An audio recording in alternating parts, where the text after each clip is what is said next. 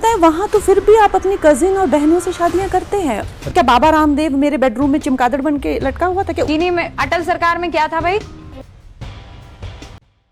Welcome भाई लोग, इस वीडियो में बात करेंगे आज की सबसे बड़ी वायरल और ट्रेंडिंग अपडेट्स की। तो सबसे पहले बात करते हैं रक्षाबंधन के एक ऐड में कीर्ति सेनन की ड्रेस को लेकर हुई कंट्रोवर्सी के बाद गोदी एंकर सुधीर चौधरी ने कंगना रनौत को जानबूझकर और बिना वजह प्रोवोक करने की कोशिश की। हुआ ठीक वैसा ही। कंगना के जवाब ने एक अलग ही कंट्रोवर्सी खड़ी कर दी। हुआ ये कि सुधीर चौधरी ने कंगना से पूछा कि क्या कीर्ति ईद पर भी यही ड्रेस पहनेंगी। तो इसके जवाब में कंगना ने मुस्लिम्स को लेकर कहा कि मुझे लगता है वहां तो फिर भी आप अपने कजन्स और बहनों से शादी करते हैं। अगर यही कृति अगर ईद पर एक पोस्ट डालेगी तो क्या ऐसे कपड़े पहनकर डाल सकती है? मुझे लगता है वहाँ तो फिर भी आप अपनी कजिन और बहनों से शादियां करते हैं।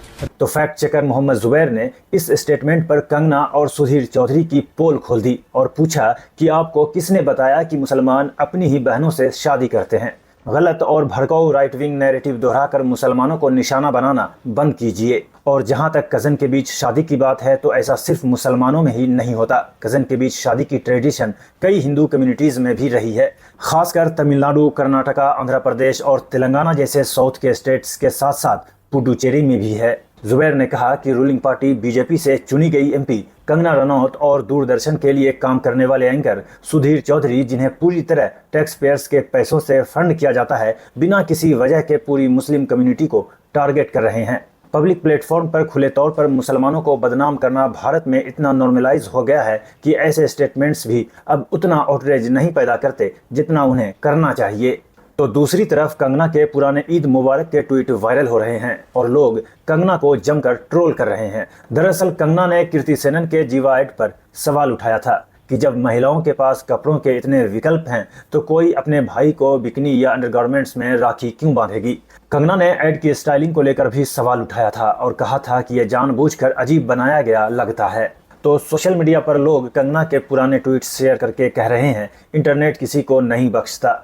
तो एक ने कहा संघियों के हिपोक्रेसी की कोई सीमा नहीं है। तो इस पूरे कंट्रोवर्सी पर एक यूजर ने कहा कि जीवा ज्वेलरी के मालिक हिंदू, एड में एक्ट्रेस कीर्ति सेनन भी हिंदू, रक्षाबंधन फेस्टिवल भी हिंदू का, और निशाना किस पर बनाया जा रहा है तो मुसलमानों को। जरा इसका कोई मतलब तो समझाओ।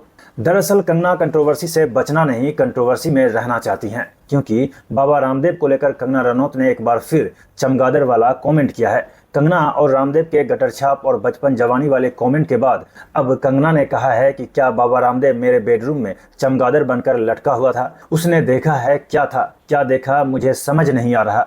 ऐसा क्या देखा बताना चाहिए था कि क्या देखा। रामदेव जैसे जो लोग हैं ये भी सनातनी हैं, ये आपके विरोध में कैसे आ गए? उनसे पूछा कि भाई आप कंगना के बारे में क्या कहते हैं। उन्होंने प्रोटेस्टर्स को गटर छापा तो उन्होंने कहा उसने अब उसका बचपन देखा है, क्या था उसका जवानी क्या। तो क्या बाबा रामदेव मेरे बेडरूम में चमगादड़ बन के लटका हुआ था? क्या उसने देखा क्या था? बात करते हैं दोस्तों अगली खबर की। तो नेशनल कंपनी लॉ ट्रिब्यूनल यानी एनसीएलटी ने जी ग्रुप के फाउंडर सुभाष चंद्रा को उनके कर्ज के मामले में बड़ी राहत दी है। मामला करीब 22,000 करोड़ के कर्ज का था, लेकिन एनसीएलटी ने सिर्फ 6.5 करोड़ चुकाने के प्लान को मंजूरी दी है। यानी आसान तरीके से ये समझिए कि जिसके ऊपर 22,000 करोड़ रुपए से ज्यादा देने की बात थी उसे अब सिर्फ 6.5 करोड़ रुपए देने होंगे। इस फैसले से बैंकों और दूसरे कर्ज देने वालों को करीब 99.97% रकम का नुकसान होगा। उन्हें कुल रकम का सिर्फ 0.03% ही वापस मिलेगा। तो इस पर जर्नलिस्ट समर राज ने एक वीडियो शेयर किया, साथ ही लिखा देश में नफरत की सबसे बड़ी खेती जी मीडिया ने शुरू किया था। उसके मालिक सुभाष चंद्रा पर 22,000 करोड़ का बकाया था। 6.5 करोड़ में सेटल कर दिया गया।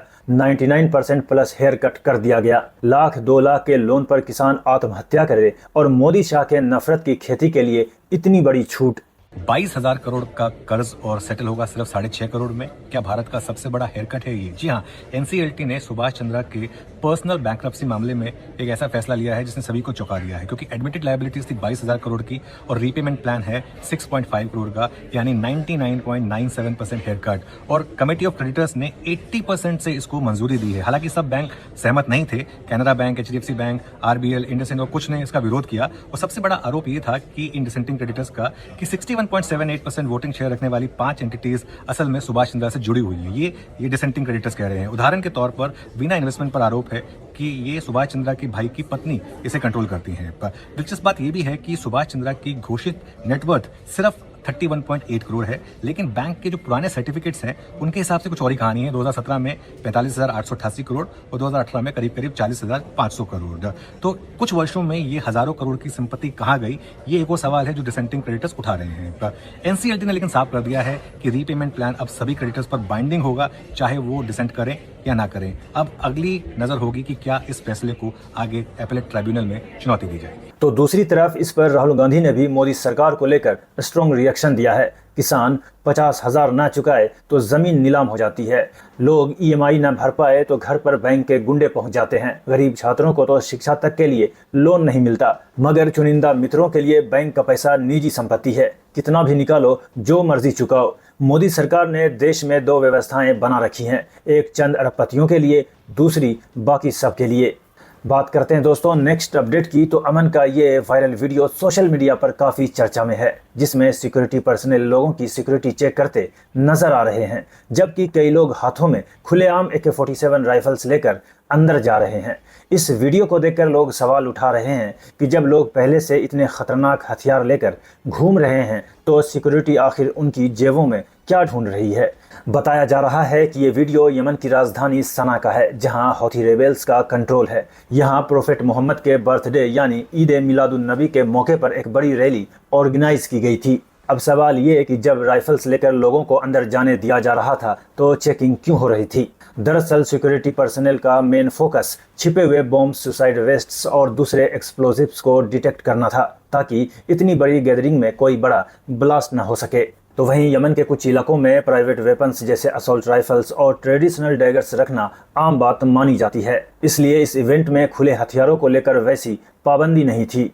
बात करते हैं ग्रेटर नोएडा से आई इस शॉकिंग अपडेट की। ग्रेनो वेस्ट के Centurion park terrace home society में गार्ड्स ने एक फूड डिलीवरी एग्जीक्यूटिव को रूटीन वेरिफिकेशन के लिए रोका था, तो एक महिला नीचे आई और गार्ड्स को गरीबों के औलाद अखिलेश यादव के कुत्ते और भी भद्दी गालियां दी, जबकि गार्ड्स पूरे मामले में शांत नजर आया। रिपोर्ट्स है कि पुलिस इस वायरल वीडियो की इन्वेस्टिगेशन कर रही है और आगे एक्शन की बात कही गई है। तो इस पर जर्नलिस्ट रोहिणी सिंह ने कहा, पैसों से आराम, रुतबा, पहुंच तो मिल सकती है, लेकिन क्लास, कैरेक्टर या डिग्निटी नहीं खरीदी जा सकती है। जिससे बुलाएगा बुला ले, मार दूंगी तुझे जान से। भैया ये गांव के भंगिए टट्टी करते बैठ के साले 906 से दूर रही हो।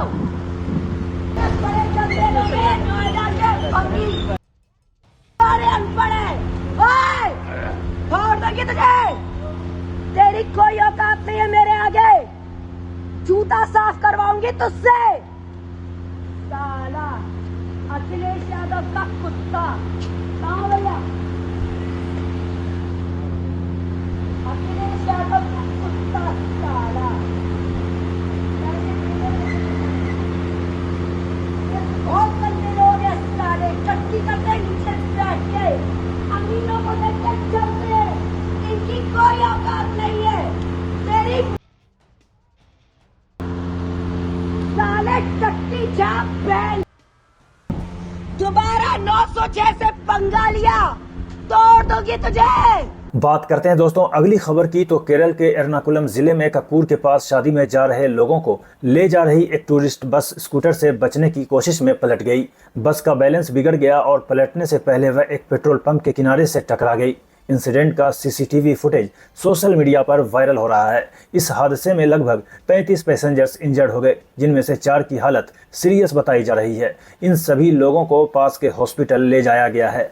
बात करते हैं दोस्तों नेक्स्ट अपडेट की। तो इंडियाज गोट लेटेंट कंट्रोवर्सी के समय सीएम देवेंद्र फडणवीस ने समय रैना के ऊपर ऑब्सीन कंटेंट पर स्ट्रॉन्ग एक्शन की बात कही थी। महाराष्ट्र साइबर ने समय रैना से पूछताछ भी की थी। अब उसी साइबर सेल के इवेंट में फडणवीस ने समय रैना को सम्मानित किया है और दोनों हंसी मजाक करते नजर भी आए। अब सवाल ये है कि क्या समय के साथ साथ समय रैना की ऑप्शनिटी भी खत्म हो गई है।